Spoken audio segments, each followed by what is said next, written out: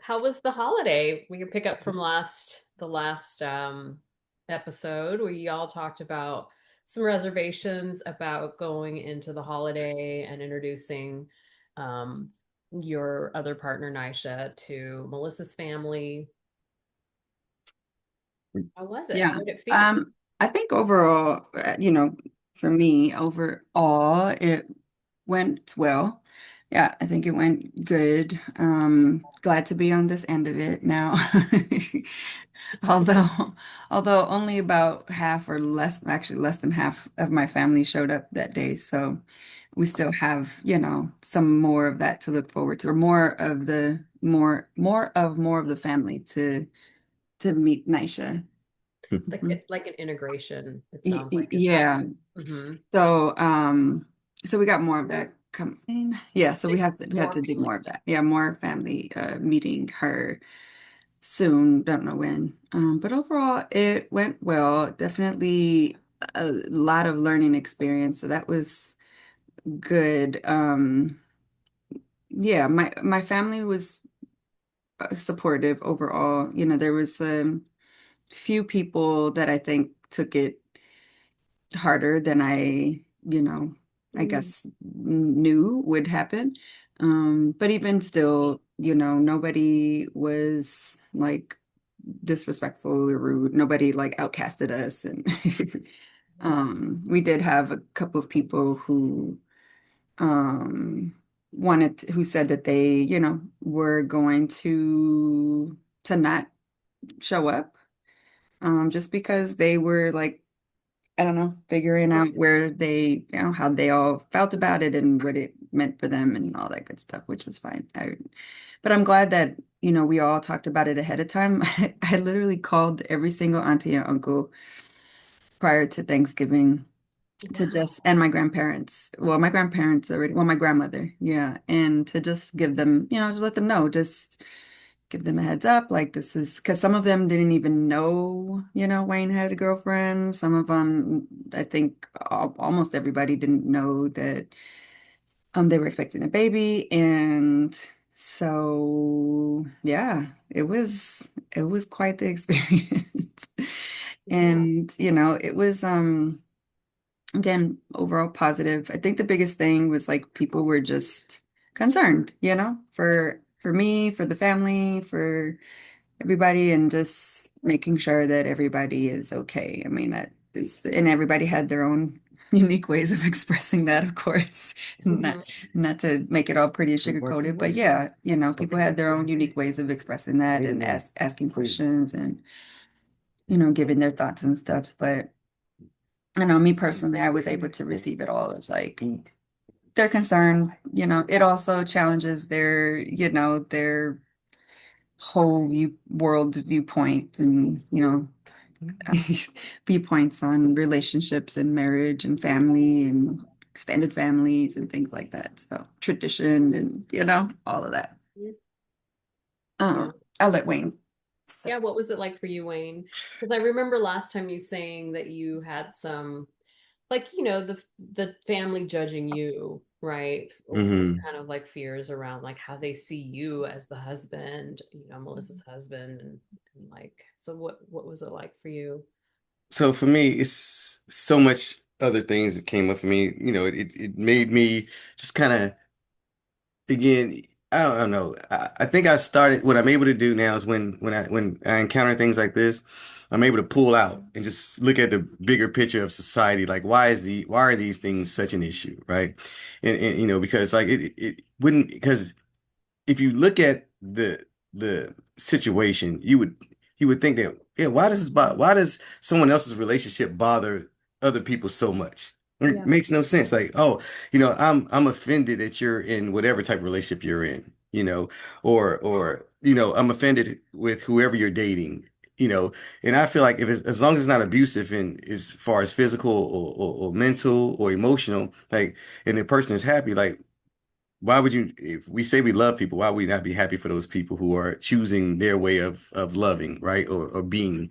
And so it made me, one thing that came to my mind, I was kind of making a joke about, I was like, oh, obviously everybody didn't know they had options in relationships. They how they gonna be mad that I exercised my options? They didn't know that options existed, you know. But yeah, for me, I think my experience was I was apprehensive at first because of so many other things that were kind of involved in it, and at the same time though, I didn't want to ever feel like you know we can't the kids can't be around family or family can't be around us or all those type of things because that would be unfair for everybody. Like everybody suffers in that case. And so I was like, okay, we it has to be a way that we can kind of figure this out. And so when Melissa and her mom talked to her family, and so I would say half of them showed up, out of the siblings, and the other half didn't, and that is okay. And it's not that everybody, even the people who didn't show up, all the people who didn't show up weren't against it. So it was like I think it was more support than I had anticipated, and I was actually happy with that. And we went and we had a good time, and it was comfortable and relaxing. And I think everybody welcomed Nisha, and another thing that came for me is that oh wow, like, and I know I get it right that you know. And it's not to downplay anything. I do recognize and understand how hard it is for people to come out with their sexuality. I do. I know that's can be, oh my gosh, like all the things that come along with that. I guess maybe for relationship status, I didn't think it would be as intense, you know, and I've come to realize that, man, relationships in themselves can trigger people in so many ways. And that was, I think, back to my point about like why do people's relationship style influence others or trigger others. So, and it's like, I guess it was just more so eye-opening for me in that sense. Like, oh wow, I figure I just put it when we put it out there some years ago that we're non-monogamous. You know, it was cool. It wasn't a big response, so made me know. Well, this is what it made me know is that it's easier in theory than it is in actually practice. Like people can theorize, like, oh, okay, cool, they're doing this thing, like it's whatever. But if we see it, it's like, oh no, I see it now. It's in my face. Like, how dare you do this? But you've known for 5 or 6 years now that we're non-monogamous. Like, I don't know what ship it'll change, with that. And so it was kind of more or less like that for me, and just the whole, so many other thoughts that came to my head. But I was able to recognize that it wasn't even about me.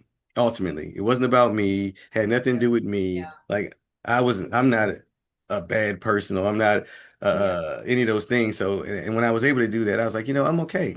I'm okay because whatever is coming up for them around this is things that they need to figure out for themselves. Has like I'm good. I'm okay. And once I was able to do that, honestly, I showed up and I was like, hey, just myself. Yeah, as you were talking, I was like, a couple of things came up for me. One, when you mentioned it to them 5 or 6 years ago, they can make an assumption of what non-monogamy looks like. Like they might be like, oh, once a year they go to Cancun and they hook up with people, right?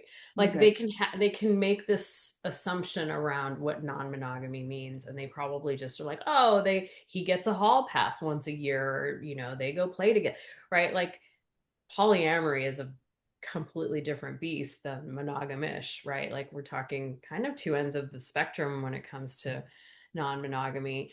And the other thing that you said, um, oh, I lost it. I don't know. You said something else, and I had a No, comment. yeah, I had that too, Mo, and like and as Wayne said, and not and then so not only to like now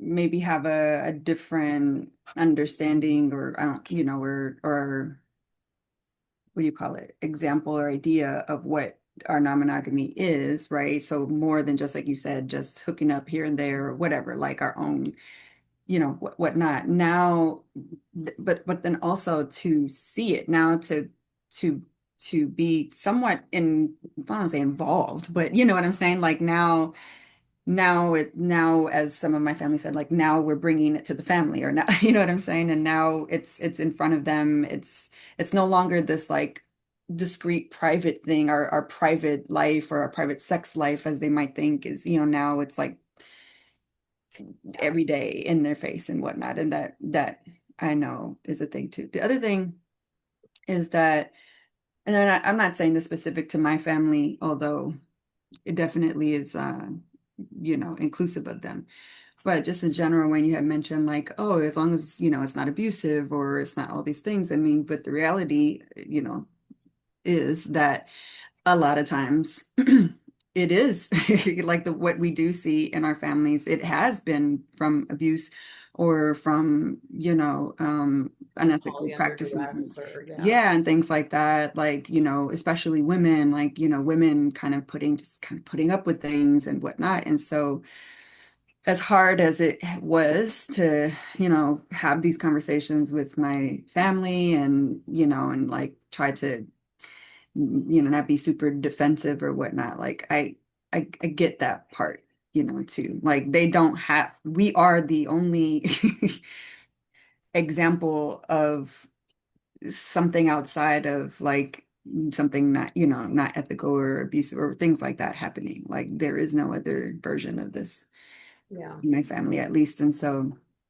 And in yeah, most families, and I think, the concept of, well, they're just jealous comes to mind, right? Like, but I want to break that down because I think that like what it takes to be, like harmoniously, I don't want to use the word ethically because I know that Wayne doesn't like it.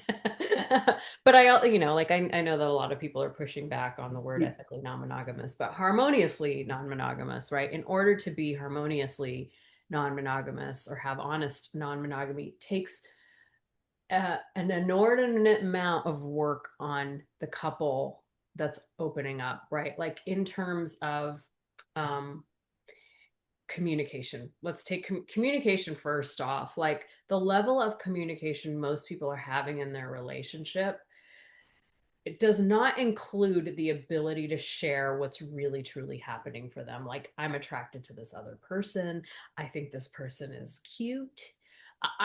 This person made me feel something, right? Like, most couples can't even have those conversations. So, like, where y'all are at with your relationship is profoundly destabilizing for people because it shines a light on where most people are at and what most people are missing from their relationship, that connection, that the very deep, intimate, scary honesty and communication that so many couples can't do, that so many yeah, couples struggle with.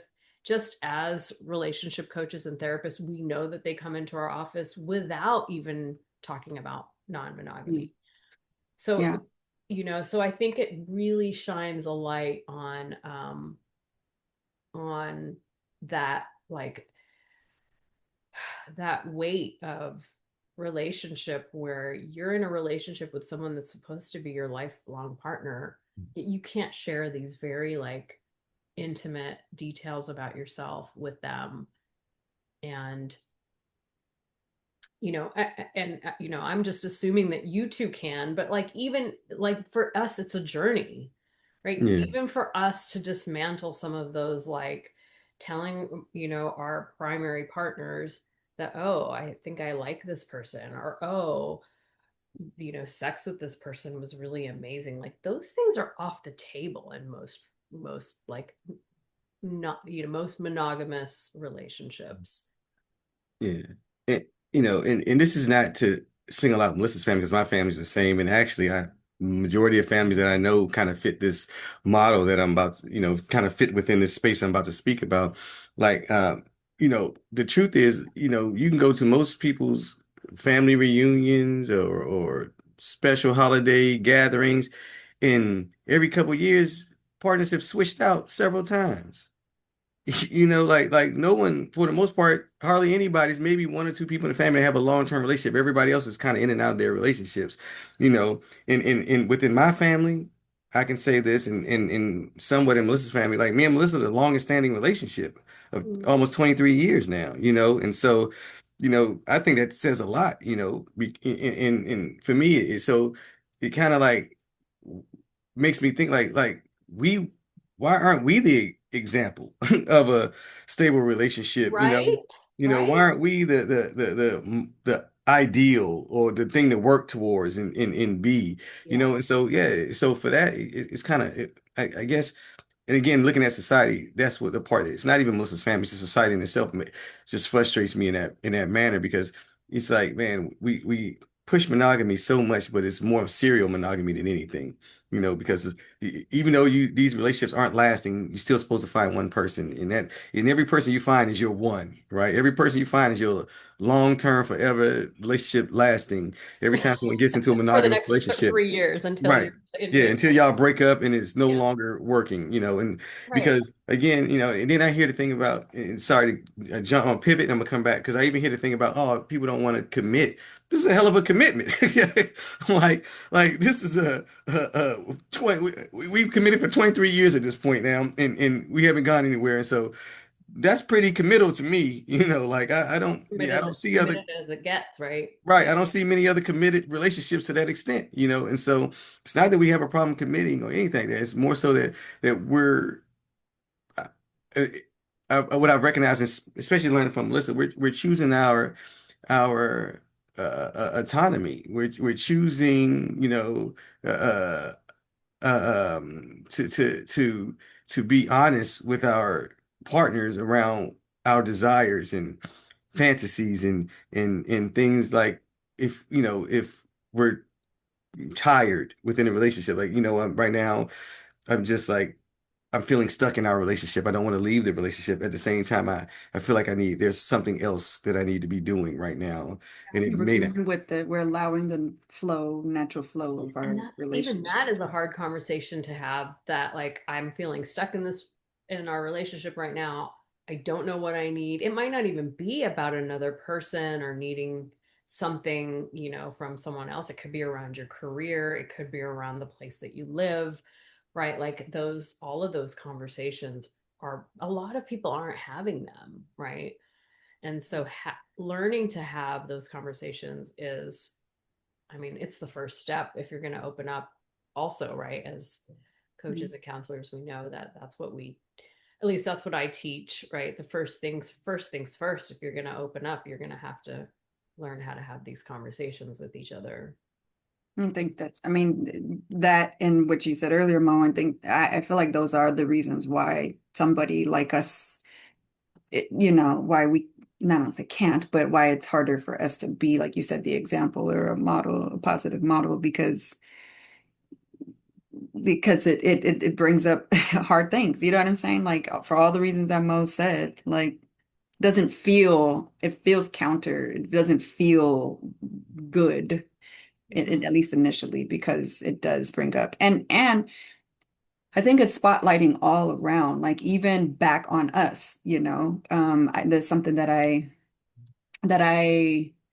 learned and realized for myself having gone through this experience is like, um, it was hard. I found myself at first like really giving a lot of explanation or like, which felt right to me in the moment. But then as I went on and on and on, I think for me, I was like, I don't have to explain myself. I mean, I want to be open to conversation with people as I'm feeling okay to do that.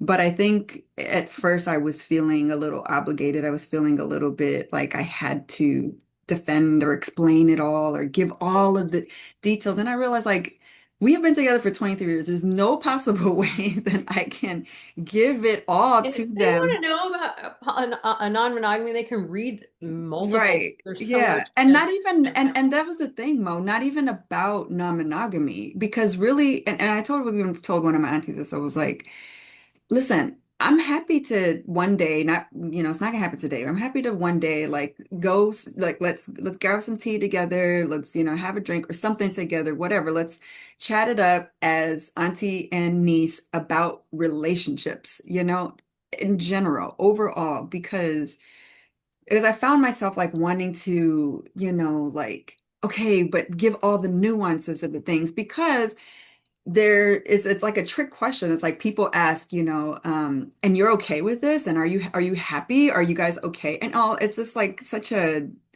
what do you call it? Limiting question. You know what I'm saying? Doesn't even feel like it's the right question. It's just like, and I get why they're asking that, but it doesn't come with like, an easy just answer or Yeah. whatever, Yeah. and so, but that's also me. Like I know I tend to kind of be, mm, like I said, I need to give more and explain or whatever versus just being like, yes, we're good. You know what I'm Yeah. saying? I And that's love what I started to do. this. Yeah, I was like, yeah, I'm good. We're good. There's no issues here.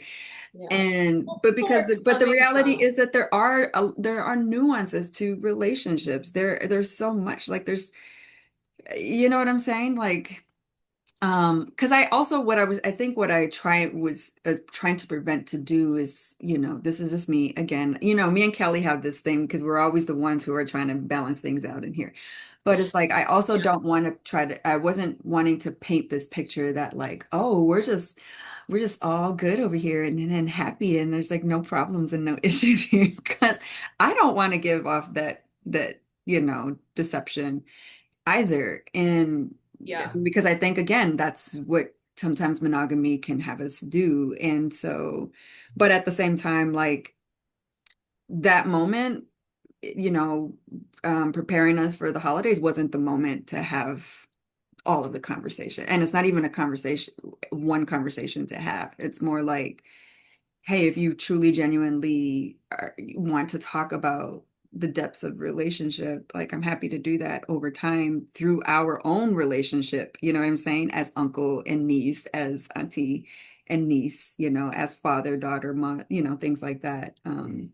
So I hope that makes sense. But yeah, so that was a learning experience. And if I had to like give any advice, I would Just tell you people should like, have a workshop for your I family. know, right? Mm.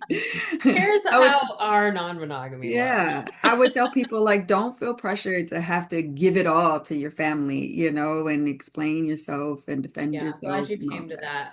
that It's hard conclusion. not to, Yeah. but at the Yeah. same time, You like, can live okay not by to. example, Yeah, right? The two of you exactly. are a living example. You don't have to explain it. People can see, right? The way Mhm. Mm. you interact and love each other, the way you love your Right, family, the way the kids are around you. It is exactly. all out there for people to see. You don't have to do any explaining. Right. Yeah, Right. and yeah, and I definitely wanted to defend all the things. I was ready to initially when Melissa first came to me, I felt the frustration building up in me. I felt the irritation, all the things, the some small parts of anger, just disappointment, and that's when I had to kind of like, it's not about me, but yeah, I wanted to defend myself. I wanted to go in and say all the things, and I was like, and again, that's why I just say I'm non-monogamous, so then people can ask me, what does that mean? And then I can explain to them, like, because you said, like, when you talk about, like, because you say poly, and then some people already having this associate you with certain types of whatever, right? For whatever reason, because they have this image in their head of what poly or what swingers look like, or all the things, right? And so for me, I had to kind of like take a moment, because I felt myself being frustrated with Melissa, kind of like kind of like you didn't defend us, you didn't tell him all these Why things, and aren't you educating Melissa? right, and again, that's not Melissa's solo job. That's not for her to do that by herself. Anything. I granted it's her family, but at the same time, though, because and what it almost comes, what I learned, I feel like I learned from this experience is that it almost feels to me that your initial conversation with people, because I feel like people they want the parts about, yeah, it's tough, it's hard. See, I knew it. Yeah, why are you doing it? They want those parts, right? So it almost feels to me that you got to come in kind of really sure of yourself and confident. Like before having the conversations of nuance, your conversation off the top has to be very sure. Like, yeah, I'm sure this is what I want. Yeah, this is what I want. I'm choosing this. Like, yeah, I am whatever sexuality I am or whatever relationship style I am. This is who I am, and I've known this for a long time. And yeah, I'm not in a phase or fad, or it's not just a passing thing. This is who I am, and I hope that you can accept that part. Now, to her point, like if you want to have a conversation about what does that look like, or all the other things that maybe like, and if it's in a curious way, I'm more than happy to have that conversation, but I'm not here to explain my sexuality to you, or my relationship, defend my sexuality or defend my relationship to you. Yeah. Yeah. Yeah. It's like I think I understand what you're saying. Like I'm happy to have a conversation with you about it, but not, I'm not here to defend my choice. Yeah. Yeah. Because anybody, I think people just again they'll try to find all the things to tear it apart and to make it seem like you're doing Yeah. this, especially It, and like and I think that people can get afraid or feel scared when people start to bring in religion. Like, well, and I'm like, oh, and yeah. I'll tell people like, well, that's not my perspective, and we can't assume that everybody have the same beliefs as you do. So because I don't have the same beliefs as you, that doesn't even, like doesn't register for me. Like Yeah. Yeah. It was just kind of to comment about the serial monogamy thing that people do. One, they hop from one relationship to the next, right? Which is a form of non-monogamy in religious terms, right? Um, because monogamy, I think, and like if you look in the Bible, like monogamy is supposedly, I didn't haven't read the Bible, so don't quote me, but like monogamy is supposedly one person, right? Your whole life. And serial monogamy is not that. So it's like this socially acceptable version of non-monogamy. The other thing that people do with the serial monogamy piece is they they rupture, right? They fight. They don't learn how to resolve issues.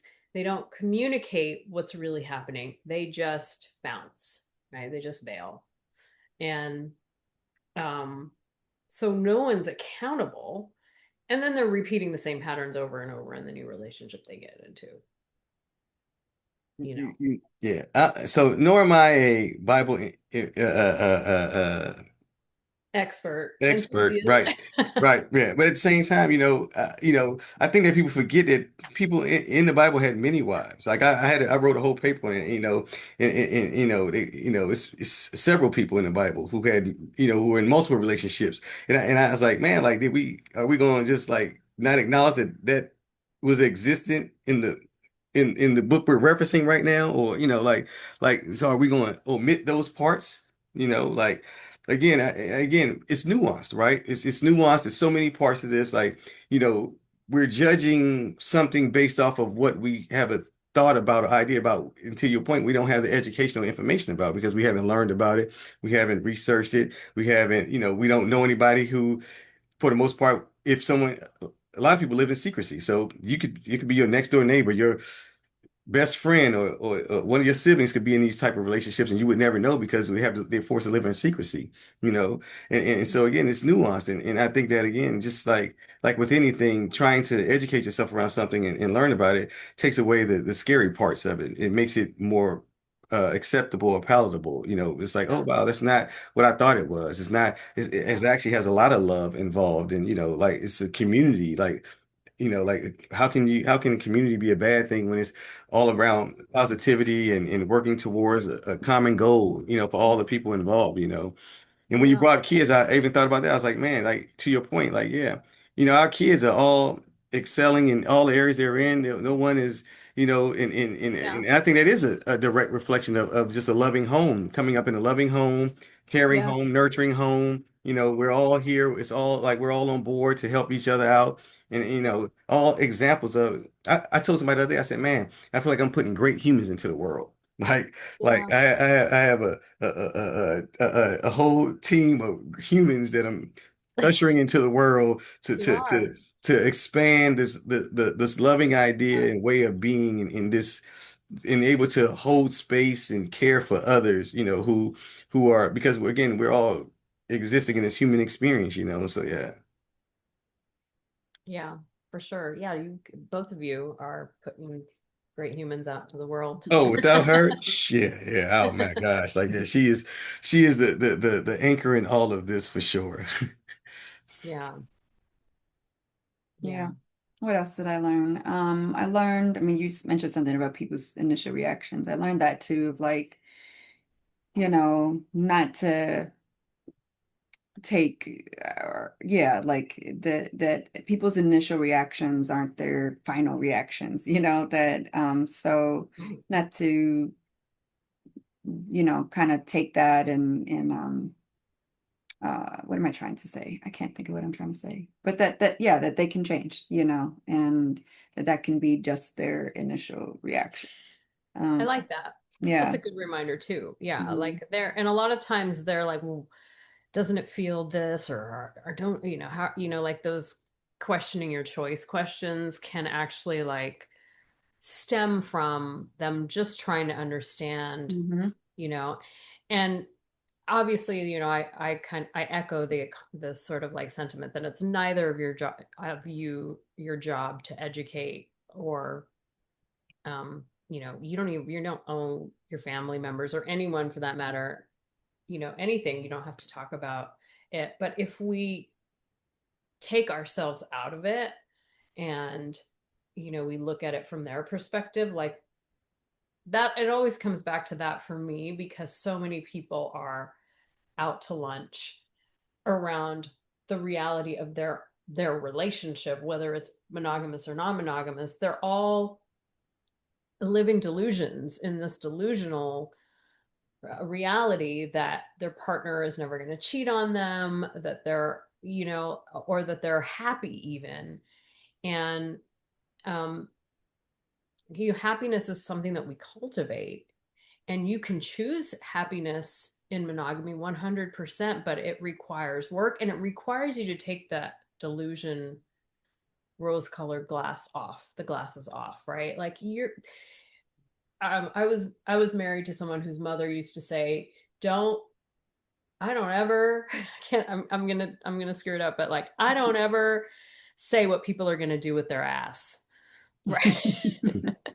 So, and you just don't know what someone's going to do with their ass if you're monogamous. And like if you're non-monogamous, there's an opening to say, I don't know what you're going to do with your ass, but you can always come and talk to me about it.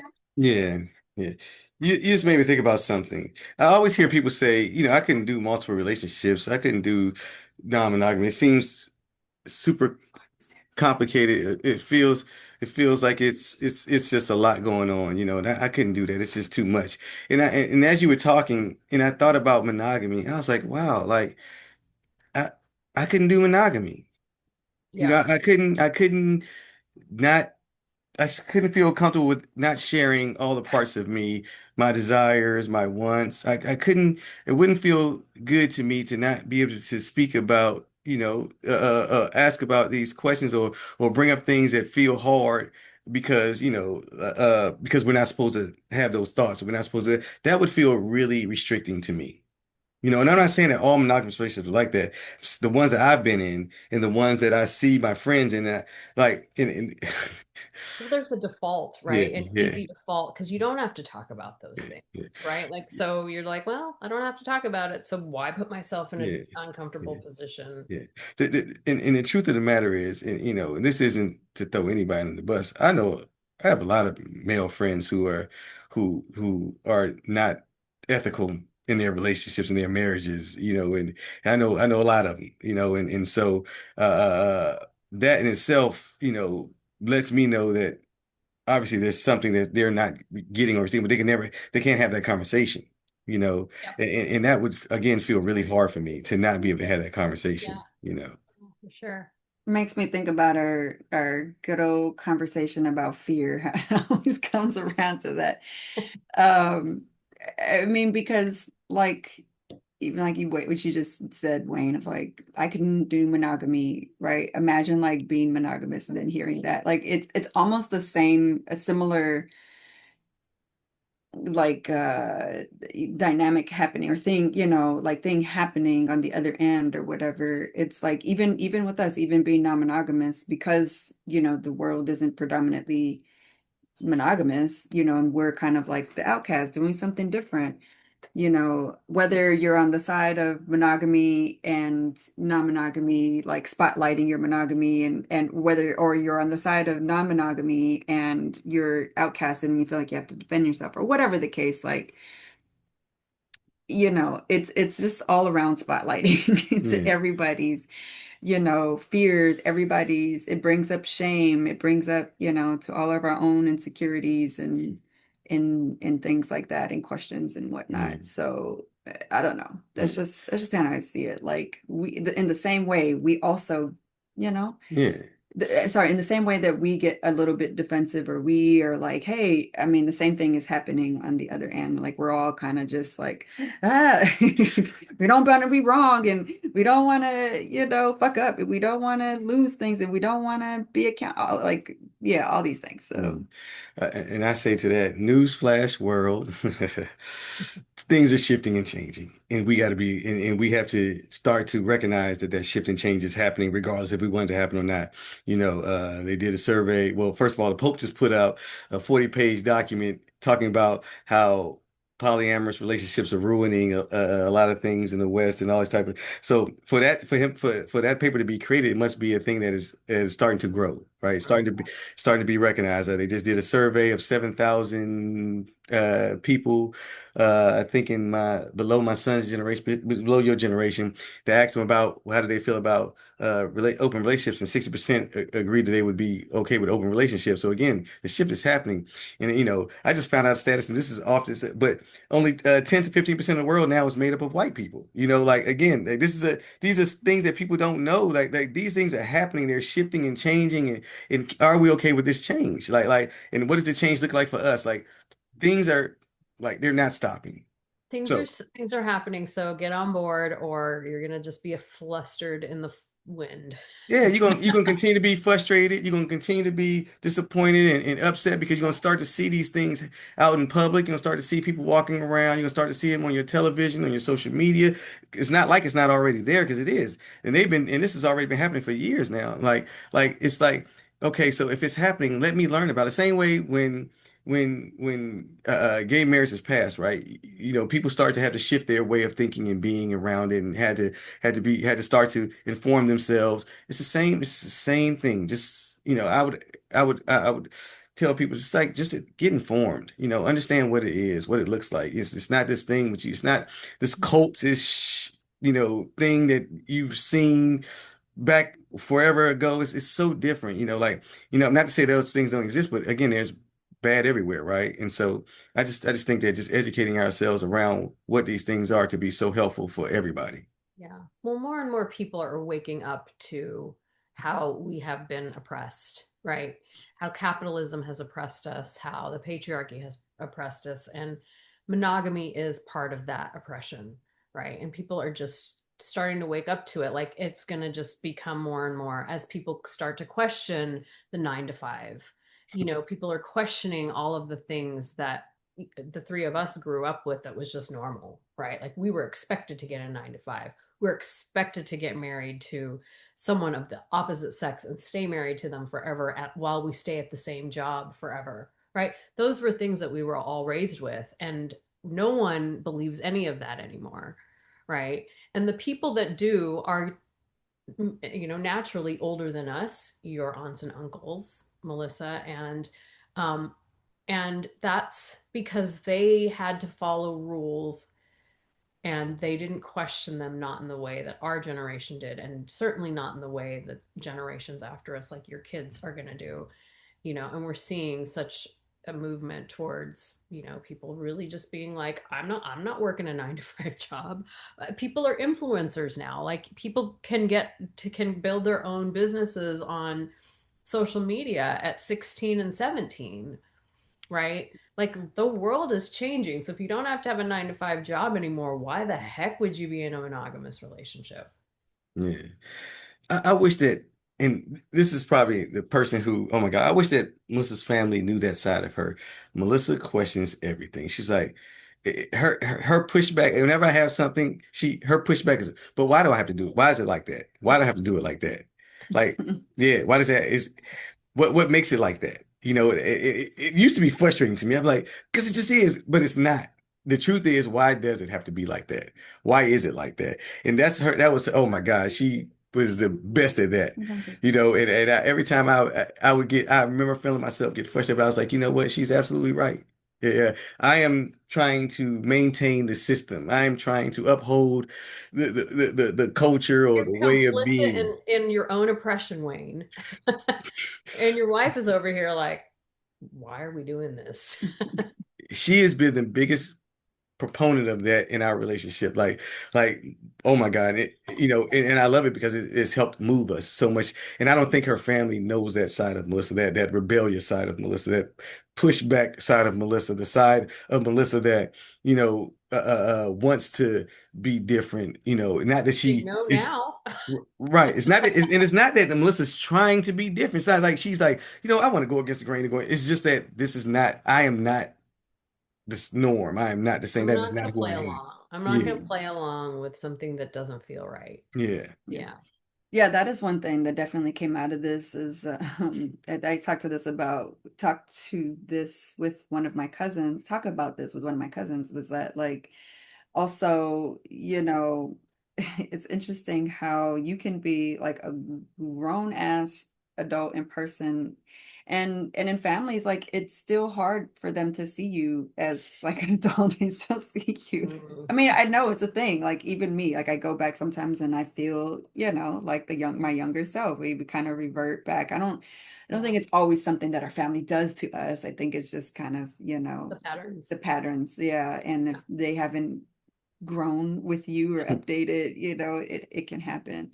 Um, and that, yeah, that's true. I do think that they don't, know all of me. Like they only know a part of me or they and that's not their fault either. I mean, I think this is as challenging as it was. I'm glad that we did this and I am grateful for this opportunity because I think it has allowed me to just like breathe a little bit, like let go. It's kind of like I didn't realize how much it did weigh on me, even though there was a part of me that's like, well, even if I'm out here, I mean, even though I'm not having like these very specific conversations or open conversations with my family, they kind of know, they know it's out there, it's public, I'm Hmm. for the most part, a lot of people know this about me, but I don't know, I realized that it's kind of like an app in the background that there was still a small part that did weigh on me, that even though it kind of was out, it still, I don't know, it still wasn't me fully being me and like living. There was a part of me that I think I was still kind of hiding and holding back and whatnot. And so it just is nice. It feels a little It's bit liberating to freeing. Yeah, and yeah, take liberating the to, mask off. Yeah. and again, like even if whatever, like even if I don't know, like nothing else happens from on here. It was just nice to have that experience to see them different. I liked the way that I showed up in the conversations with them. I felt like I was able to be an adult Melissa, even though there was still a part that's like, oh my God, I'm about to. Nice. Good for So, you. I'm so so happy to yeah, hear it. I'm that's so nice. happy to hear that like, it went well for the most part and it's like movement towards like something greater, right? Yeah, Something greater for you and your family, something greater for the world also as we continue to sort of like unveil and yeah, take off the mask or like stop hiding in the closet or whatever, right? Like the more we show up as our authentic selves, the more the world has an opportunity to like yeah, grow and change too. So yeah. And to your point, Wayne, like it's not even that, oh, now people really know about my non-monogamy. It's like not even about non-monogamy. It was more to like what you said, like, oh, now they know, or can see a little bit more that I am, have been a little bit of a rebel, even though it might come off as one way. It's like, no, there is a little bit of this, yeah. you Well, because know, there's a side of rebel in Melissa me. that had kids, got married, had kids, got a degree, got her master's degree, became a Yeah. professional therapist. There's that side. Yeah. And then there's a part of Melissa that's like, I don't want to be a therapist. I don't Right. want to be monogamous.